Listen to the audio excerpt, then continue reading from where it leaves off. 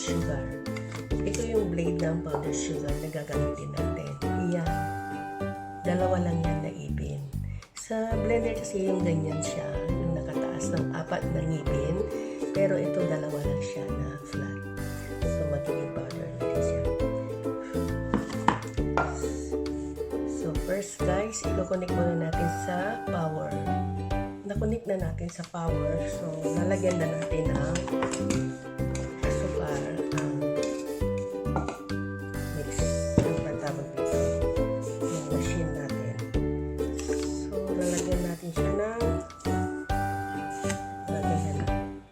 hindi natin siya pupunuin kasi pag pinuno natin baka mag-overflow, matatapon lang din, sayang. Then i-press natin yung plato. So naka-close na siya. Ayan. Down.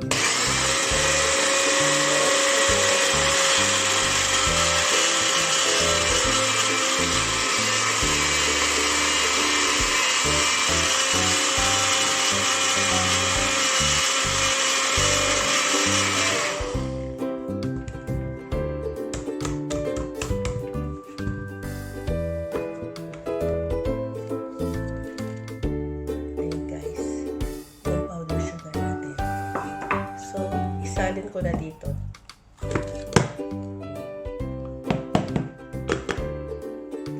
So, hindi na tayo bibili ng ready-made na powdered sugar sa grocery, sa supermarket.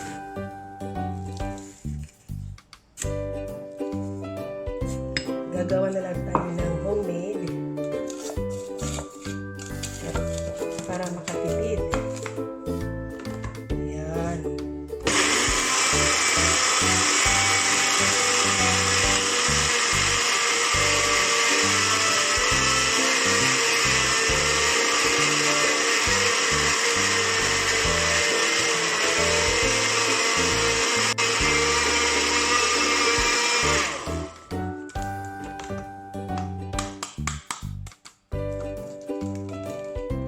Bakit ko siya tinatap? Kagaya nito guys, ayan o, punong-puno siya. Kaya tinatap ko siya para pupunta sa loob yung powder. Ayan.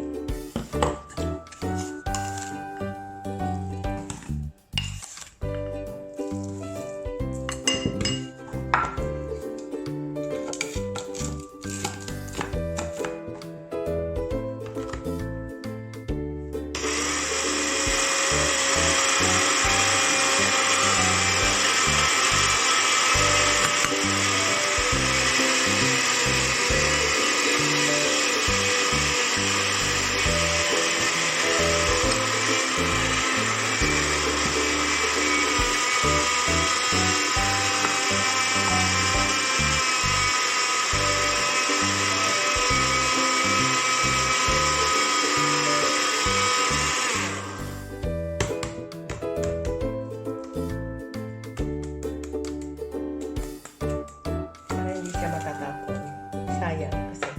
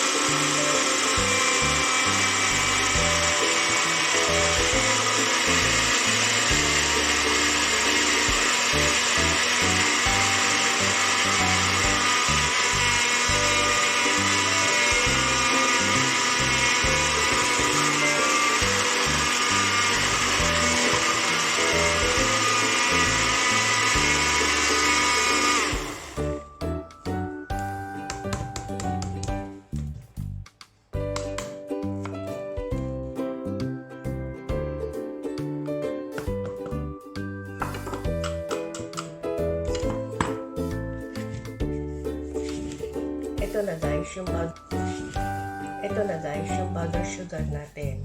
Kung bibili ka ng ready-made sa supermarket, yung isang pack is kalahati lang ng ganito. If I'm not mistaken, ang presyo nun is less than 5 dirhams. So, this is more cheaper kung computin mo talaga. Nakatipid pa tayo. So, ganito guys, ang gawin ninyo. Pag kailangan nyo ng powdered sugar, gawin na lang ninyo sa bahay. Kung meron kayong gamit na ganito. So, takpan natin guys. Tapos, ilalagyan natin ng label natin dyan. Ililiver natin ng powdered sugar para alam nila. So, may stock na tayo ng powdered sugar. Next guys, abangan kung paano natin gawin ang breadcrumbs. Kasi kalimitan sa atin kasi guys, bumibili sila ng ready-made breadcrumbs. So, yan guys, nakita nyo kung paano tayo gumawa ng powdered sugar. So, now guys, mayroon na tayong ready-made powdered sugar na hindi na tayo bibili sa supermarket or sa grocery para makatipid. So, ginawa na natin dito sa bahay. Kasi kailangan ko ito sa paggawa ng mga sweets, sa paggawa ng crinkles, gaya ng mga bata kasi gusto nila ng crinkles. Kaya ito ang gagamitin ko. Lahat ng mga kinakailangan ko na parang hindi nagbibilihin sa supermarket o sa grocery man, ginagawa ko na lang dito sa bahay. Pero i-share ko rin sa'yo. Okay? Next, ang i-share ko sa'yo kung paano gawin ang breadcrumbs naman.